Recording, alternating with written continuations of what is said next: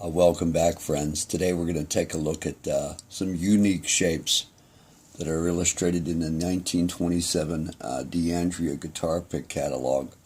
That catalog had catalog numbers for 100 picks, 30 of which had their picks removed, those being either experimental, tried, and abandoned. Let's go right into it, starting with the pick on the upper left. You'll see the number 18, also known as the Ranieri shape. And that shape had been around long before Dandrea.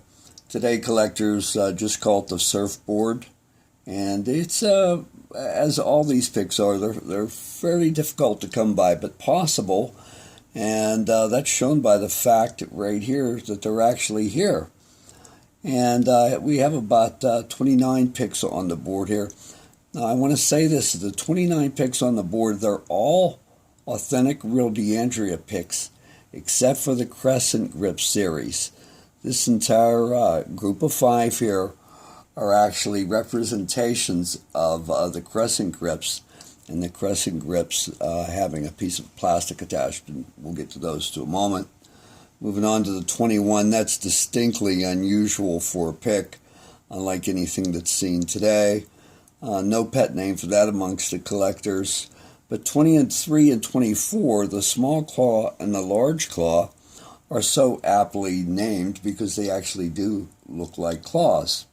And you can see we have a bright red color right here, and that reveals Dandrea was using those types of colors clear back into the 1920s.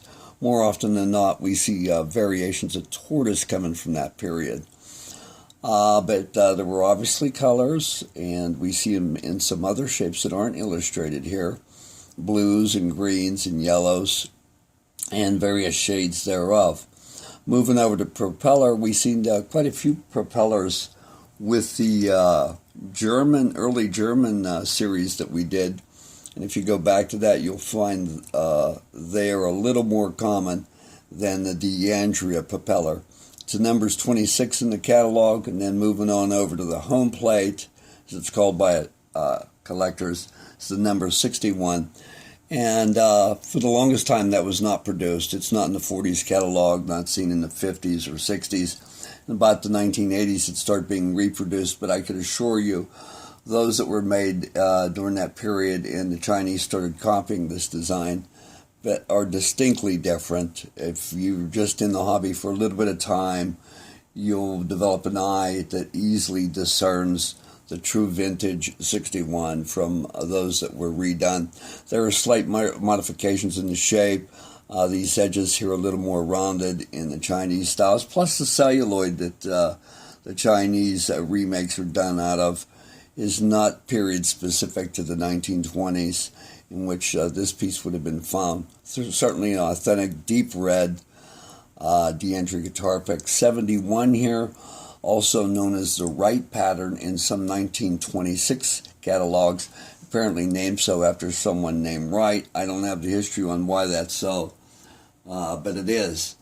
And very unique shapes, as you could tell, unlike anything we would see today in what we consider a common guitar pick. Of course, the common guitar pick right there in this vintage 1970s National. Let's go on down and take a look at the number 17, the flower top. It was thought to be an experimental pick. However, about the year 1998, I got a call from Tracy Sands, a good friend. He said, "Joe, I got to pick some picks for sale, really old if you're interested." I went down, I saw him. He actually had a Dandrea case, and on that case were the pick numbers. The 17 was illustrated on that case in print with 5 different flower tops in it. Amazing, especially considered there are less than 10 of these known to exist. Now, the 59 is only known to be the 59 because the 1960s Grossman catalog advertised a number of Dandrea shapes using Dandrea catalog numbers. They also illustrated this shape and the number 59. The 1920s catalog shows the 59 to be a felt pick, But that cannot be so since it's the same exact shape as the number 60. So a little mistake in the catalog there, 59 and 60, both having the same exact shape in Felt Pick Illustrated. And the Grossman catalog had the correct number, which is a 59. So it's interesting when we could go back and see the 17 and 59, which are not in the 1927 Dandrea catalog, were uncovered and their catalog numbers known. Now, in the 1930s, we know this heart existed in this, but I suspect it was part of the 1920s catalog, going back that far, not shown.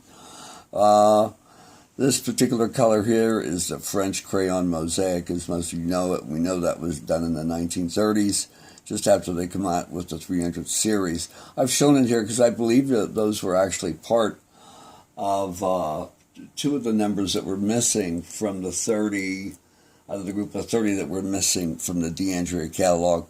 Moving over here to this experimental shape, this is really interesting when I come across this because I had longed to acquire a 362 from the 1940s catalog. I eventually did. And then my good friend Brian Bouchard and we made a number of scores of exclusively Dandrea picks from the 1920s-30s era that had a number of these in these bright colors. In addition, there were exclusive Dandrea shapes that are known that were also in those colors. Same with this red and this reddish orange here as well. So by association of color, it's another way of identifying picks from this period of time. Not too many other manufacturing using different colors, most sticking to white, black, ivory, and various shades of tortoise.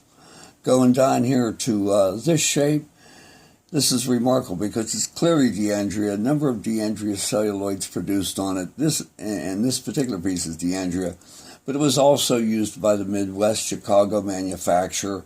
So two different companies at least producing that, but I attribute it to Dandrea and also coming out of the 1920s catalog. The deluxe next to it is so named the deluxe because Nick Lucas would eventually offer the deluxe shape. And that also being part of the Dandrea 1927 catalog, it was known as the 95 at that time and offered in tortoiseshell, slightly larger than your average 351.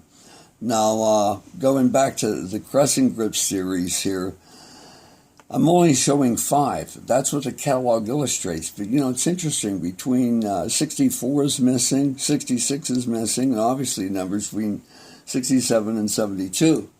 1930 Continental catalog actually shows 7 different crescent grip picks.